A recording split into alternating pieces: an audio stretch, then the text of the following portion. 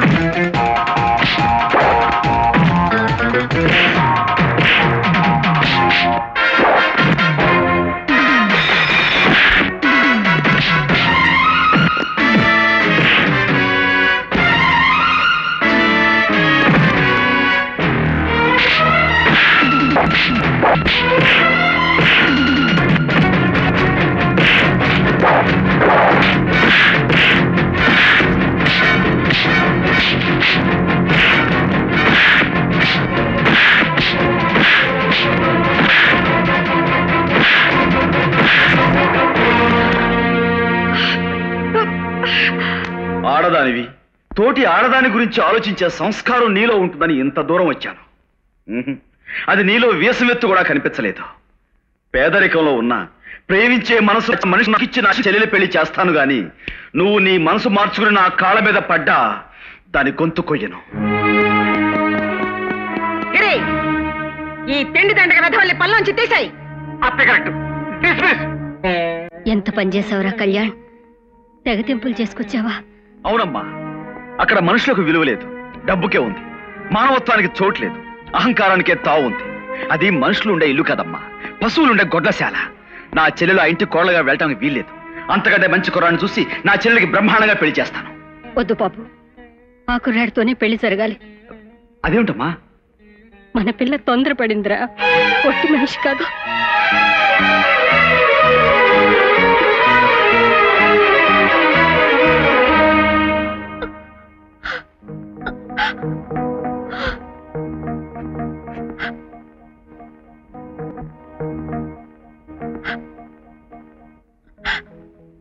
చెల్లమ్మా, చదువుకున్న దానివి ఎందుకింత తొందరపాటు పనిచేశావు? చూడమ్మా, నువ్వు ప్రేమించిందో సవ్యమైన మనిషిని అయితే జరిగిన దానికి దిగులు పడక్కర్లేదు.